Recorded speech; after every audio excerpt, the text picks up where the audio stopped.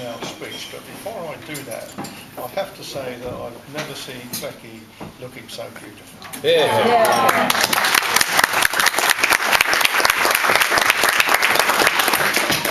So she needs somebody to say that to her, because there was a very nervous bride coming to the wedding, and there's also a very nervous father talking here at the moment. So yeah, that's where she got it from. So, good afternoon, everyone. Good afternoon. Good afternoon. Put the spoon down. My name's David, and for those whom I've not met before, which seems to be something around about 80%, we'll get to know everybody as time goes on. I'm the father of the bride.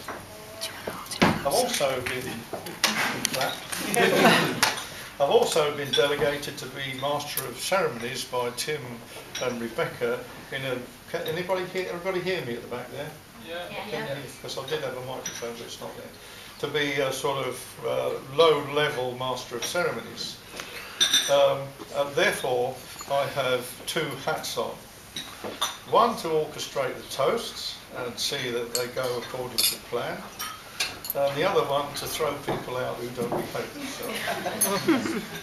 Oh gosh. And I also have the privilege of making a speech to toast the bride and the groom. So with my ceremonial hat on, I would ask two questions of the guests. The first one was, did you enjoy the service? And that's excluding Tim and Rebecca. So, hands up. Yes. Well, this is thanks to Gloria, an old friend of mine, who came all the way from Clanfield to officiate and put us through all the ropes last week sometime, can't remember when. And she's done a good job in making it a memorable event for us all, and we have all individually played our part in doing that. So stand up, Rebecca, stand up, Gloria, and take a bow.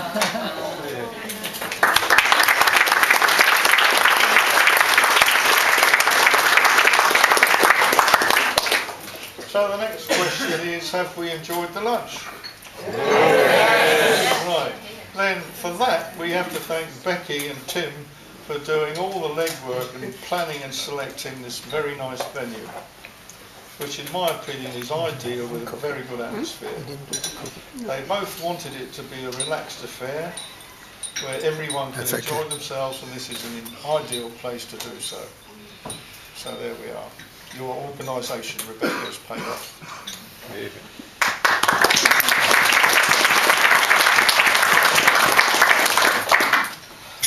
However, after Becky's engagement to Tim, I'm losing my place here.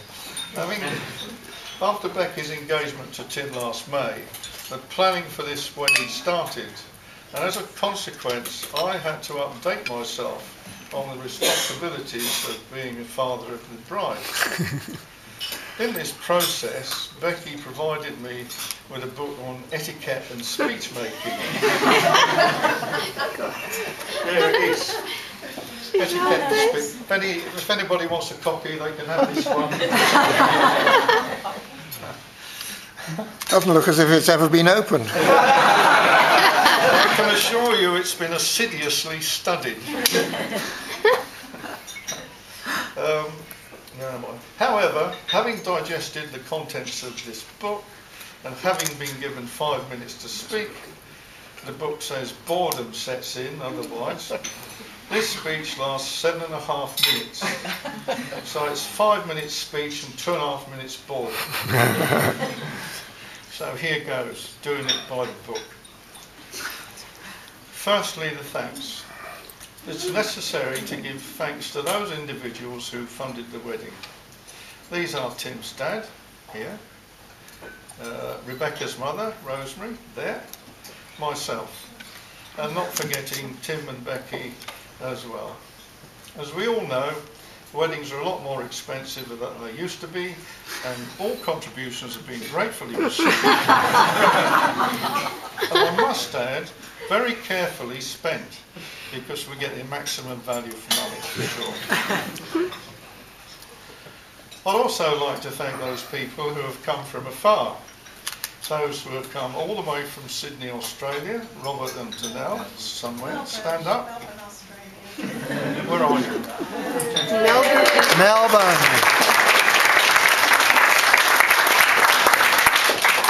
This is part of the far-flung Goodman family. I did nearly say Goodman Empire, but it's not handy. And also Dave and Nina from Scandinavia, who are friends of Becky. So Dave and Nina.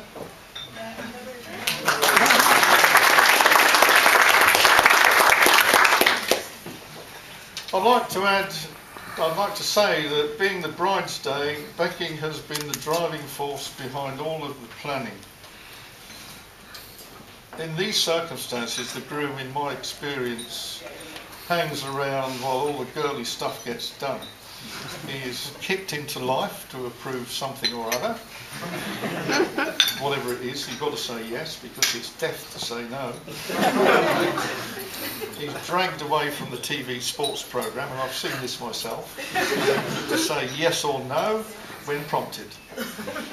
This in fact is practice for the groom in being a husband anyway. But to be more serious, it is always recognised that it really is the bride's day. And as a couple, they both wanted it to be the best possible that they could achieve. And I think they've succeeded very well. Yeah. So there we are.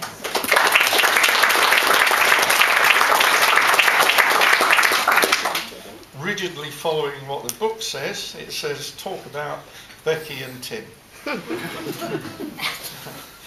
Becky and Tim first met by sharing the same student digs and have been together ever since. How long ago was that, Becky? 4.5 years ago. 4.5 years. Summer peaceful now. Neither have had a particular easy time of it, but have survived all the slings and arrows of outrageous fortune, and here we are now tying the knot. It says something for them that they have both decided actually to get married, when the marriage process appears to be in a minority these days. The commitment on a family basis is very much greater, and every girl's dream is to be the bride. Just living together is so much less. That's my personal opinion. The book says that an alternative to speech making could be running a video of the bride's earlier days. Notice I keep Bring it the on book. then, yeah. I do not have a video, and she might want to kill me for showing it, but I've brought along 2 of my favourite photographs which hang on the wall of my lounge. This is Becky, aged about 4 or 5, so I'll show them. Becky, aged 4.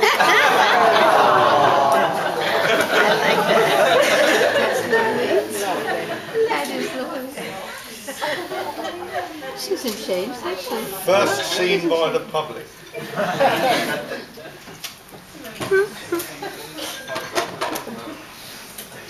She was a delightful child to bring up and was always very happy and to amuse herself a lot by playing teacher to a class of Sylvanians in her bedroom.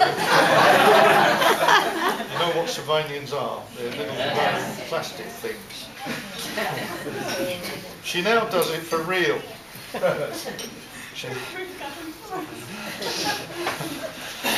Real Sylvanians? She went to school and university, got a degree in French and German, left the planet for a while, as all girls seem to do, travelled to Australia and went down South America on her own. Quite a daunting exercise. On her return to work, she went to work in the city and then left after a while because she didn't like the culture of greed there, and we certainly have got very good evidence to that effect now. Where am I? Yeah. So she decided to take a teaching degree, and that was where she met Tim. as you all know, she's teaching 7 to 8 year olds, an occupation which is now not the easiest of professions to operate in and be successful. It would absolutely frighten me to death due to the way things are these days, but hopefully with the current news as it is, we might see a change. You can see where I'm coming from. However, teaching gave her a far more fulfilling life than she had before, although my criticism of her is that she works too hard. You need to have space in your life, Becky dear. You get a lot more space now. Yes, Dad, yes, Dad. Tim is a PhD and has been fortunate enough to get the job in Porton Down, working for the MOD. I'm not sure what he does, where he does it, how he does it. I just know that he works at I've worked with the MOD myself, so fully conversant with what goes on. So now they are well set out to push the marital boat out on the eternal sea of life. Life is never without its storms, but I'm sure they will be fine. So here is my toast. I ask you all to join in wishing health, wealth and happiness to Becky and Tim. Becky and Tim. So now you can clap later, I'll now hand over to my new son-in-law, Tim, to reply. I'd also like to thank our parents, both David and Rosemary, and my dad and Jill for both helping out and contributing towards the wedding. I'd also like to thank the best men, Daniel and my brother, for doing their duties, and I'm sure that will become apparent shortly. I'd also like to thank Danny and Rob for travelling over from Oz, as I know it's a long way from them, and thank you for especially coming over. It's very kind. I'd also like to thank the ushers. I think the ushers seem to have actually a bigger job than the best man do. So thank you, Will and Steve, for doing your ushering duties, and I look forward to seeing what Steve-O's up to later. I'd also like to thank Gloria, as she kindly took the service and is Becky's family friend. I'd like to thank for all the efforts you've put into it, as I know it's been a big effort, and also Tessa for helping out. So, thank you. And also, both Becky and I would like to thank Sancha for contributing to the flowers. Sancha is actually one of Becky's best friends who's currently in Australia, and she hasn't been too well, so she hasn't been able to come here. So our thoughts are also with her at the moment. I'm sure she's hoping we're having a lovely occasion. So, and thank you to Sancha's parents as well for helping out and also doing the chauffeuring. And also, I'd like to, before I go, I'd like to say how beautiful my wife is looking today.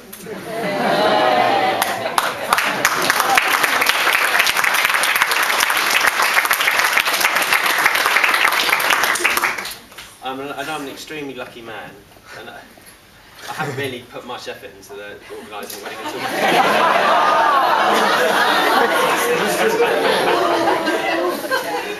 Yes, I've done and checked the finances as well. But she's also extremely caring and loving, and she's always there supporting us. Because I know over the last few years, we've had our ups and downs through moving jobs and me finishing my PhD, but I always know that Becky's there supporting me throughout the period. So thank you very much for being there for me, and I look forward to having a very happy life together with you.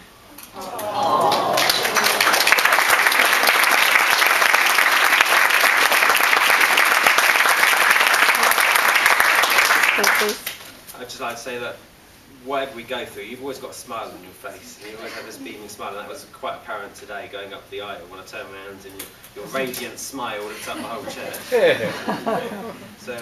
So yeah, I mean, I think from both of us, I just again like to thank you for coming, and I look forward to having a nice life together. Enjoy the party. Right. If we all stand again, I'll toast Becky. And then toast all of you as well. You organise your feast. Becky.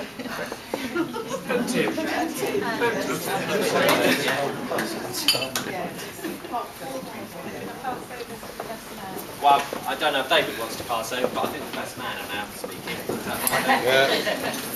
Thank you. Right there, so we've got there. Tim Goodman.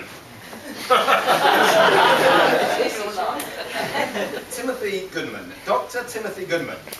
Tim. G. G-word, G-man, Eugene, horrible G. Tripod. Mr. Honey. With such an array of different names, one might think that the fellow we have in front of us today is a multifaceted, multi-talented, modern-day Renaissance man. And of course you'd be right. The way I see it with our groom, we get three men in one. Let me explain. We have Tim Goodman. Quiet, studious, polite, the kind of nice young man every parent dreams their daughter will bring home.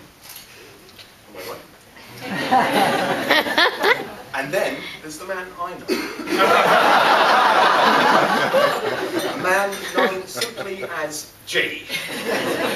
A raucous, hell-raising, newsreader fancying, radio listings memorising, shameless, oversexed hedonist. My first memory of G is a late night outside our hall of residence at Birmingham University, where G, trousers down, was slapping his buttocks in the direction of the security camera. It was my first brush with G's behind, so I